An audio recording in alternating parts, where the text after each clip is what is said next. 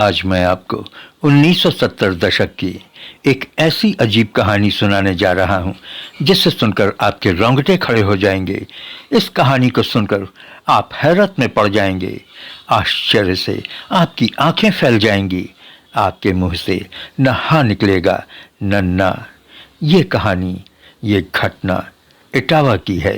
आप सलाम हिंदुस्तान देख रहे हैं। उम्मीद करता हूं आप सभी अच्छे होंगे और हमारे इस वीडियो को देखकर लुत्फ उठा रहे होंगे। आपने पुनर्जन्म की कई कहानियां सुनी होंगी, लेकिन ऐसी घटना मेरी जिंदगी में पहली बार आया है। इस घटना के बारे में जब सोचते हैं, जब इटावा के उस गांव के रहने वाले लोगों की बातें जहन में आती हैं, तो शरीर में एक सिरहन सी पैदा हो जाती है। दिल और दिमाग दोनों सोचने पर मजबूर हो जाता है कि क्या ऐसा भी हो सकता है। लेकिन इटावा जिले के सफीपुरा गांव में ऐसा हुआ है। मैं आपको एक ऐसी सच्ची घटना के बारे में बताने जा रहा हूं जिसे सुनकर शायद आपको यकीन न हो, लेकिन ऐसा हुआ है और ये सच है। आज से 5 दशक पहले इटावा जिले के सफीपुरा गांव में 1968 में एक निहायत ही गरीब ठाकुर परिवार में एक लड़की जन्म लेती है। ये गांव काफी पिछड़ा हुआ था। तब न घरों में बिजली हुआ करती थी, न घरों में पानी के लिए नल हुआ करते थे। गांव के लोगों को पानी के लिए गांव के एकमात्र कुएं पर ही निर्भर रहना पड़ता था। गांव में दूर दूर तक सड़कें नदारद थीं। क्योंकि गांव में आमदनी का कोई स्रोत नहीं था, गांव के गरीब और भूमिहीन लोग जीविका के लिए शहर पर निर्भर थे।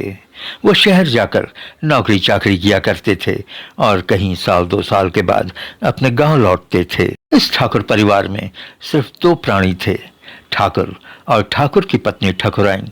उनके यहाँ लड़की के पैदा होने पर ठाकुर और ठकुराइन की जिंदगी में खुशी की लहर आ गई थी। खासकर ठकुराइन बहुत खुश थी, क्योंकि अब उसको अपनी बेटी का साथ मिल गया था। ठाकुर के शहर चले जाने पर वो बिल्कुल अकेले हो जाया करती थी और अकेलापन उसको काटने को दौड़ता था। घर के खर्चे को चलाने के लिए ठाकुर का शहर जाकर नौकरी करना उसकी मजबूरी थी। माँ बाप ने अपनी बेटी का नाम प्यार से सुमित्रा रखा। सुमित्रा वक्त के साथ बड़ी होने लगी। ठकुराइन अब बहुत खुश रहा करती थी। ठाकुर के न रहने पर पूरे दिन वो अपनी बेटी के साथ उसके देख रेख में गुजार दिया करती थी।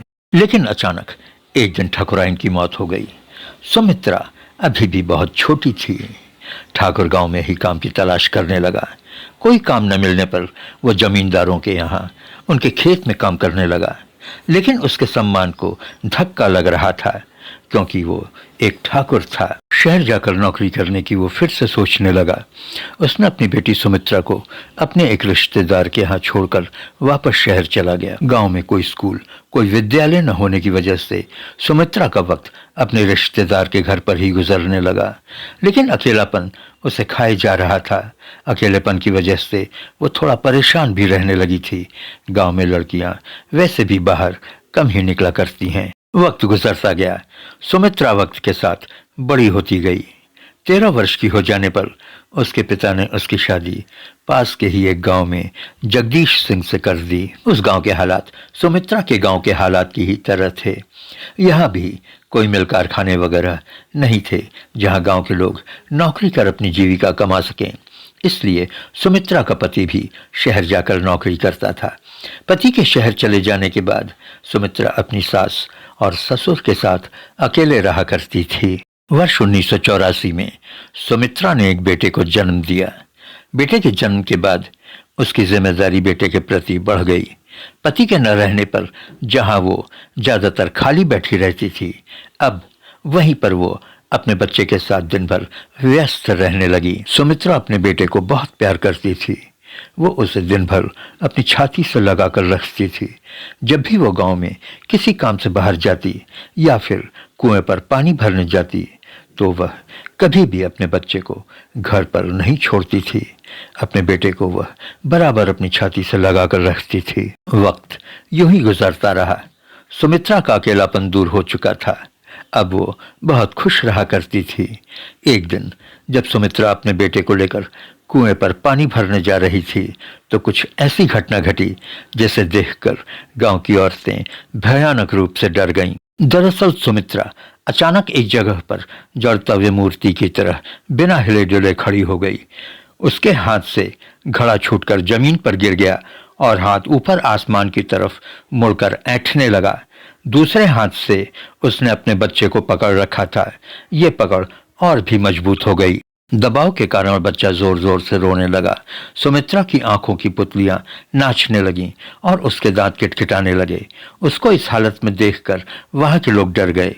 गांव में वैसे भी भूत प्रेत को लोग बहुत मानते हैं। इससे पहले कि वहां पर मौजूद गांव के लोग कुछ करते, सुमित्रा अचानक होश में आ गई। हाथ में लटके हुए बच्चे को संभालते हुए उसने जमीन पर गिरे अपने घड़े को उठाया। वहां पर खड़े लोग जो उसे फटी फटी नजरों से देख रहे थे, उससे पूछा कि उसके साथ क्या हुआ था, उसकी तबीयत ठीक तो है। सुमित्रा ने बताया कि वो ठीक है, लेकिन उसके साथ क्या हुआ था उसे पता नहीं। उसके हाथ से घड़ा कैसे जमीन पर गिरा उसे पता नहीं। बात आई गई हो गई और जीवन एक बार फिर से सामान्य तरीके से चलने लगा। लेकिन सुमित्रा को एक बार फिर से अटैक आया। इस बार वो घर पर ही थी। उसके घर पर गांव के लोगों का मजमा लग गया। आनंद फानन में गांव के ही एक ओझा को बुलाया गया। सुमित्रा के पति को भी सूचित किया गया। बेचारा शहर से भागा भागा गांव पहुंचा। सुमित्रा को देखने के बाद ओझा के समझ में कुछ भी नहीं आया। हाँ, उसने उसको अपने बच्चे से दूरी बनाकर रखने के लिए कहा। सुमित्रा को अब बराबर इस तरह के दौरे आने लगे थे, इसलिए उसका पति जगदीश सिंह शहर न जाकर सुमित्रा और अपने बच्चे के साथ घर पर ही रहने लगा। अचानक 16 जुलाई 1985 की दोपहर में एक बार फिर सुमित्रा को अटैक आया। इस बार पहले से ज्यादा वो उग्र नजर आई। घर से बाहर निकलकर चिल्ला चिल्ला कर पूरे गांव वालों से कहने लगी कि 3 दिन के बाद उसकी मौत हो जाएगी। उसका पति जगदीश, जो उस समय घर पर ही था, भागा भागा घर से बाहर आया। उसने अपने पत्नी को संभालने की कोशिश की, लेकिन उसकी पत्नी, जो उस समय काफी उग्र हो चुकी थी, चिल्लाते हुए कहा कि तुम लोग कुछ भी कर लो, 3 दिन के बाद उसको जाना ही है, उसकी मौत निश्चित है। वहां के लोगों में काफी दहशत थी। सुमित्रा के पति और उसके सास ससुर की हालत भी काफी खराब थी। गांव के ओझा को फिर बुलाया गया। उसने झाड़ फूंक की, लेकिन सुमित्रा को ठीक पाकर उसने कहा कि सब कुछ ठीक हो जाएगा। होश आने पर वो सब कुछ भूल जाती थी। उसके पति ने उसको सारी बात बताई। 3 दिनों के बाद मरने वाली बात से सुमित्रा काफी डर गई थी। 19 जुलाई 1985 को तीसरा दिन था। प्रिकॉशन के तौर पर उस दिन सुमित्रा न किचन में खाना बनाने गई और न ही बाहर कुएं पर पानी भरने गई। उसने ऐसा कोई काम नहीं किया जिसमें उसकी मौत का डर हो। दिन भर वो अपने घर के अंदर बैठी रही। लेकिन शाम को जब उसने अपने घर का दरवाजा खोला तो वहां से गुजर रही महिला, जो उसकी दोस्त थी, रोककर उससे बातचीत करने लगी। लेकिन अचानक बात करते करते वो चुप हो गई। दरवाजे के सहारे मूर्ति की तरह खड़ी हो गई। उसके हाथ ऊपर उठकर ऐंठना शुरू हो गए। पहले तो उसकी महिला दोस्त को समझ में नहीं आया, लेकिन जब सुमित्रा ने उसकी बातों का जवाब नहीं दिया तो पूरा माजरा उसकी समझ में आया। उस महिला ने आवाज देकर लोगों को बुलाया। लोगों ने सुमित्रा को हिलाया डुलाया, लेकिन वो एक स्टैचू की तरह बिना हिले डुले खड़ी रही। लोगों ने मिलकर उसे किसी तरह जमीन पर लेटाया और गांव के वैद्य को बुलाया। वैद्य ने सुमित्रा का परीक्षण कर उसे मृत घोषित कर दिया। सुमित्रा की मौत की भविष्यवाणी सच साबित हो गई थी। पूरे गांव में डर का माहौल पैदा हो गया था। जब सुमित्रा के अंतिम संस्कार की तैयारी चल रही थी, जब उसका श्रृंगार हो रहा था, उसकी आंखें खुली, उसके शरीर में हलचल हुई। जो औरतें उसका श्रृंगार कर रही थीं, घबराकर चीखते हुए घर से बाहर की ओर भागी। वो चीख रही थीं कि सुमित्रा के शरीर में भूत आ गया है। एक बार फिर से वैद्य जी को बुलाया गया। उन्होंने इसे चमत्कार बताते हुए कहा कि आप लोग मातम करना बंद करें, सुमित्रा अभी जिंदा है। सुमित्रा जिंदा हो गई थी। लेकिन होश में आने के बाद उसने सभी को पहचानने से इनकार कर दिया था। उसने अपने पति को भी पहचानने से इनकार कर दिया। होश में आने के बाद जब उसके पति ने उसे प्यार से गले लगाने की कोशिश की तो सुमित्रा ने उसे दूर रहने को कहा। उसने अपने जान से ज्यादा प्यारे बच्चे को भी पहचानने से इनकार कर दिया। जगदीश के घर की स्थिति बड़ी अजीब और गरीब हो गई थी। उसकी अपनी बीवी उसके घर में एक पराई औरत की तरह रह रही थी। लेकिन इस दौरान अजीब सी बात हुई। सुमित्रा रोज एक पत्र लिखा करती थी जिसे वो अपने पति से गांव के ही एक लेटर बॉक्स में डलवा दिया करती थी। जगदीश अनपढ़ था। काला अक्षर उसके लिए भैंस बराबर था। सुमित्रा भी अनपढ़ थी, लेकिन इस घटना के बाद वो लिखने पढ़ने लगी थी। वो अंग्रेजी भी बोलने लगी थी। पति के साथ साथ गांव के लोग भी उसकी इस हरकत से हैरान थे। ये सिलसिला 3 महीने तक यूं ही चलता रहा। 20 अक्टूबर 1985 को इस कहानी में एक नया मोड़ आया।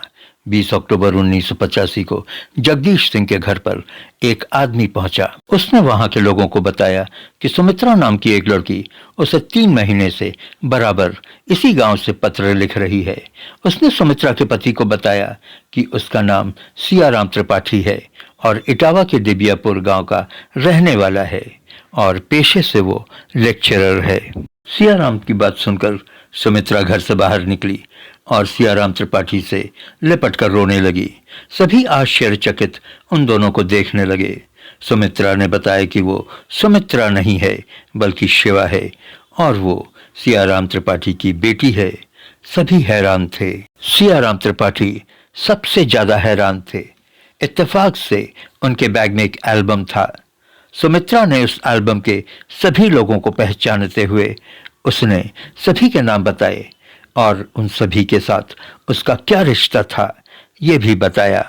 सुमित्रा ने यह भी बताया कि 24 अक्टूबर 1962 को उसका जन्म एक ब्राह्मण परिवार में हुआ था और उसकी शादी 18 वर्ष की उम्र में छेदीलाल नाम के एक व्यक्ति से हुई थी। उसने बताया कि वो ग्रेजुएट थी। अपने पिता की तरह वो लेक्चरर थी और उसके 2 बेटे भी हैं। सुमित्रा ने बताया कि ससुराल में वो सबसे ज्यादा पढ़ी लिखी होने की वजह से उसकी ननद उससे जलती और चिढ़ती थी और उसी ने उसके सिर पर पत्थर मारकर उसकी हत्या की थी। सियाराम रोने लगे और अपनी पुत्री शिवा को गले लगा लिया। सुमित्रा और शिवा अपने पिता के साथ चली गई, लेकिन बाद में वो जगदीश की अच्छाई व अपने बच्चे के लिए जगदीश के यहाँ आकर रहने लगी। इस अजीब पुनर्जन्म की कहानी में अमेरिका की वर्जीनिया यूनिवर्सिटी के शोधकर्ताओं ने दिलचस्पी ली और इस गांव में पहुंचे। जांच में पूरी कहानी को सही पाया और इस हैरान कर देने वाली पुनर्जन्म की घटना को सही मानते हुए इस पर अपनी मुहर लगाई।